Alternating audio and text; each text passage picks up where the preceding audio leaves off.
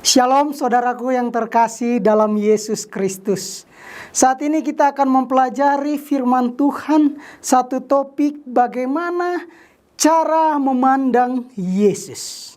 Sehingga itu dimanapun Anda berada saat ini, pastikan saudara menerima berkat sorgawi. Mari kita berdoa. Bapa kami yang di sorga, saat ini Tuhan, kiranya Engkau mau melayakkan kami, mengurapi kami, sehingga kami dapat mengerti akan kebenaran firman-Mu. Terima kasih Bapa, karena kami berdoa di dalam anak-Mu Yesus Kristus. Amin. Saudaraku yang terkasih dalam Yesus Kristus, saat ini firman Tuhan mau memberikan pengertian bagi saya dan saudara mengenai bagaimana di dalam kitab Markus pasal yang kelima, ayat yang pertama sampai ayat yang ke-10. Judul perikop Markus pasal 5 mengatakan Yesus mengusir roh jahat dari orang gerasa. Saudaraku, di dalam pasal Markus pasal yang kelima ini ada 3 cerita yang berbeda. Bagaimana cara mereka datang memandang Yesus? Bagaimana cara mereka datang melihat Yesus? Kita lihat di ayat yang ke-22. Markus pasal 5 yang ke ayat ke-22 mengatakan, datanglah seorang kepala rumah ibadah yang bernama Yairus. Ketika ia melihat Yesus, tersungkurlah ia di depan kakinya.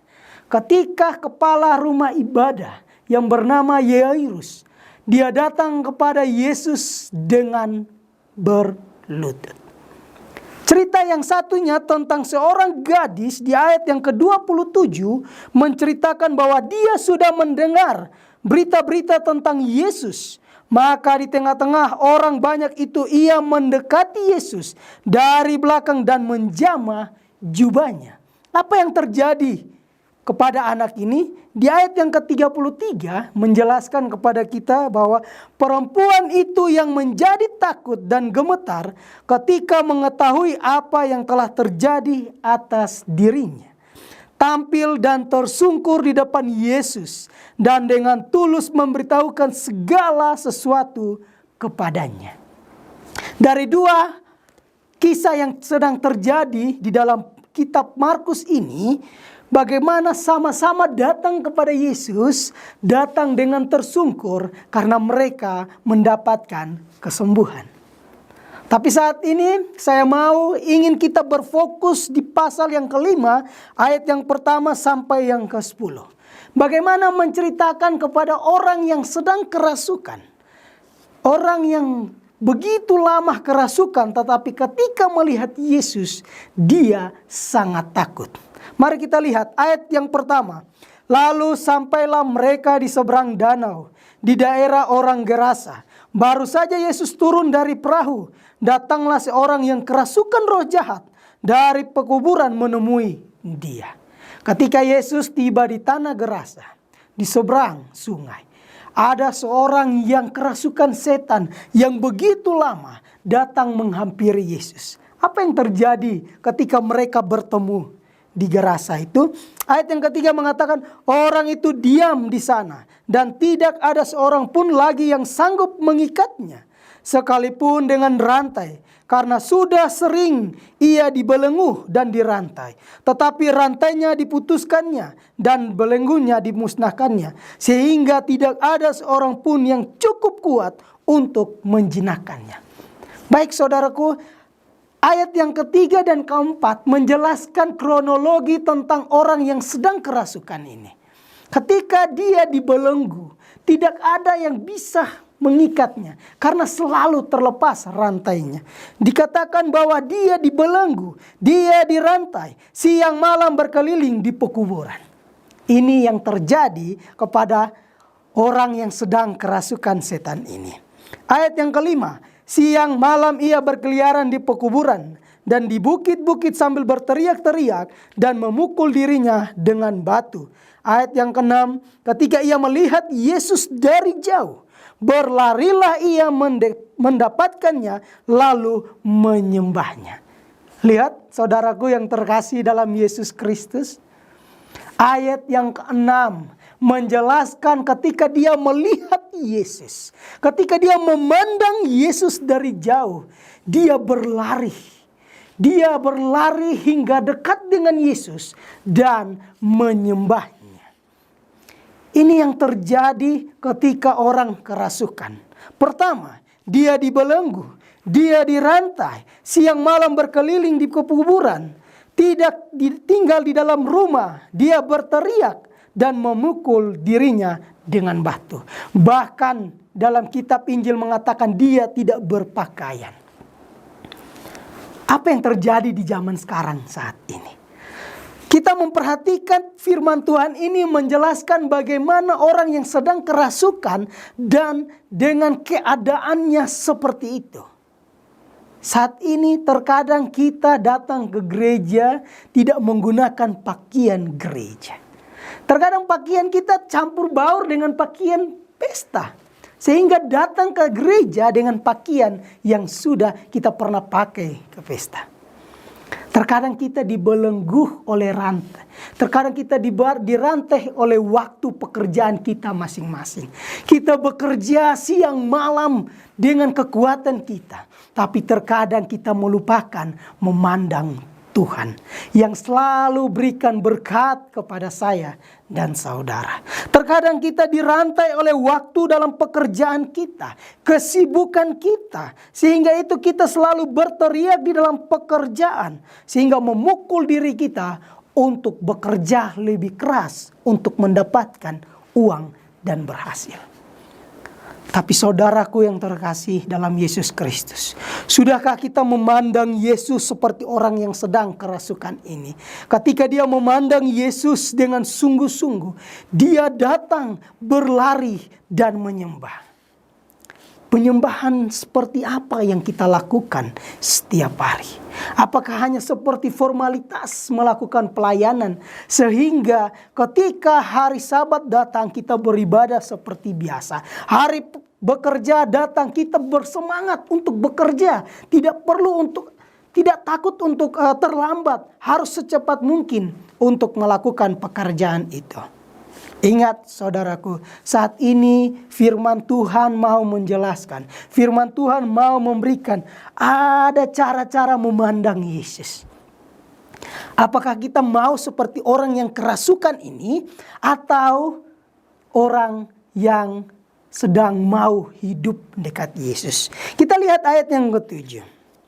Dan dapatkannya lalu menyembahnya, dan dengan keras ia berteriak, "Apa urusanmu dengan aku, hai Yesus, Anak Allah yang Maha Tinggi? Demi Allah, jangan siksa aku." Siapa yang mengatakan, "Engkau anak Allah, jangan menyiksa aku"? Kita lihat di ayat yang ke-8. Karena sebelumnya Yesus mengatakan kepadanya, "Hai engkau roh jahat, keluarlah dari orang ini." Ayat 9. Kemudian ia bertanya kepada orang itu, "Siapa namamu?" Jawabnya, "Namaku Legion, karena kami banyak." Oke saudaraku, sampai saat ini poin yang terpenting di sini bahwa ada dua konteks di dalam ayat ini. Ketika orang yang sedang kerasukan, dia datang kepada Yesus tersungkur dan menyembah. Tetapi ada dalam satu pihak, roh jahat yang ada di dalam diri manusia itu, dia melakukan bertanya jawab dengan Yesus. Dia bilang, "Apa urusanmu Tuhan?" Berarti roh jahat ini mengenal siapa yang ada di depannya. Dia mengenal baik karena dia mengatakan, "Aku tahu engkau anak Allah. Demi Allah yang Maha Tinggi, jangan siksa aku." Luar biasa saudaraku. Setan juga dapat bersaksi bahwa dia tahu tentang Yesus. Seberapa banyak kita tahu tentang Yesus? Seberapa banyak kita mengerti bagaimana mengenal Sang Pencipta kita? Tapi apa yang terjadi saudaraku? Dari dua konteks, orang yang kerasukan atau roh jahat ini sama-sama mengenal Yesus, sama-sama datang kepada Yesus. Tetapi apa yang terjadi? Ayat yang 10, ia memohon dengan sangat supaya Yesus jangan mengusir roh itu keluar dari daerah itu. adalah di sana di lereng bukit sejumlah besar babi sedang mencari makan. Lalu roh-roh itu meminta kepadanya, katanya, suruhlah kami pindah ke dalam babi-babi itu, biarkanlah kami memasukinya. Saudaraku, memandang Yesus, datang kepada Dia, tersungkur, menyembah, mengakui dengan mulut, tidak cukup dengan itu. Harus memiliki iman yang teguh untuk dapat mengerti bahwa Yesus anak Allah yang maha tinggi mau datang untuk menyelamatkan saya dan saudara. Sehingga itu ketika melihat roh jahat atau legion ini, apa yang terjadi? Dia mengakui Yesus. Dia percaya Yesus adalah anak Allah yang maha tinggi. Tetapi dia tidak mau mengimani Yesus. Dia hanya mengucapkan sebatas bibir. Tidak mau mengimani itu. Sehingga dia meminta untuk pergi kepada babi-babi. Dan akhirnya masuk ke jurang dan meninggal. Semakin jauh dia dari Yesus. Apa yang terjadi saudaraku dengan kita saat ini? Sudahkah kita mau meninggalkan segala pekerjaan kita? Sudahkah kita mau meninggalkan segala apa yang membuat kita sibuk dari hal-hal duniawi ini? Sehingga itu kita dapat mengerti, datang kepada Tuhan untuk menyembahnya. Sehingga itu saudaraku yang terkasih dalam Yesus Kristus. Saat ini kita harus mengerti bagaimana cara memandang Yesus. Orang yang kerasukan ini ketika dia datang menyembah Yesus dan dia diselamatkan. Tetapi setan atau roh jahat itu jauh dari Tuhan karena hanya sebatas bibir saja. Apa yang kita mau saat ini? Apa yang poin yang kita dapat saat ini? Ketika datang kepada Yesus, menyembah dan meminta pengampunan. Jangan seperti iman kita seperti orang yang roh jahat ini. Karena dia hanya dapat mengakui bahwa percaya Yesus, saya percaya Yesus mati di kayu salib bagi saya. Sebatas percayakah kita saudara? Tidak. Kita membutuhkan iman yang teguh untuk dapat mengikuti Tuhan. Sehingga kita tidak seperti roh jahat yang jauh dan dalam kegelapan itu. Sehingga itu kita hilang kendali. Ingat saudaraku yang terkasih dalam Yesus Kristus. Saat ini firman Tuhan ada 3 cara memandang Yesus.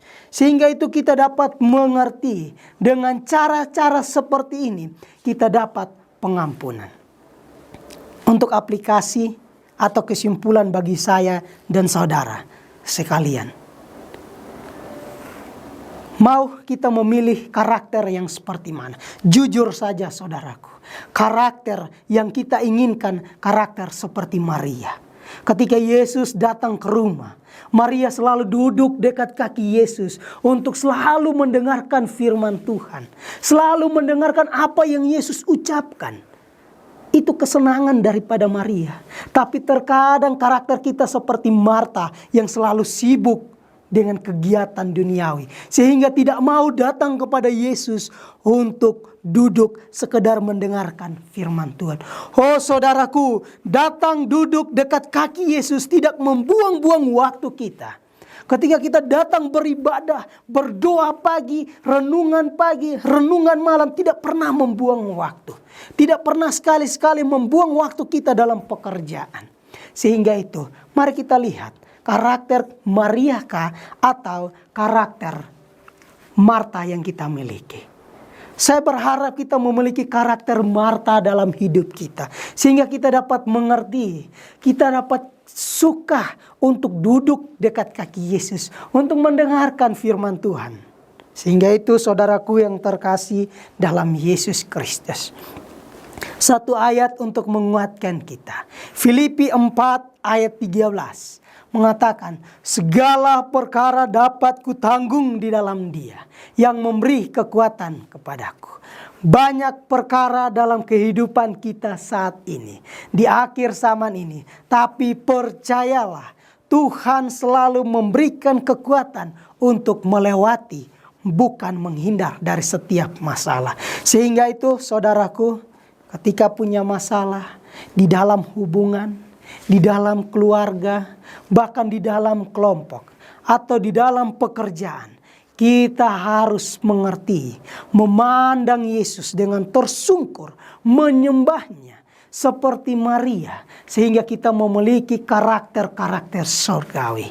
Maka daripada itu, biarlah pelajaran firman Tuhan saat ini kita dapat merasakan sesuatu yang besar ketika kita memiliki hati atau hubungan dekat dengan Yesus. Kiranya Tuhan memberkati kita. Maranatha.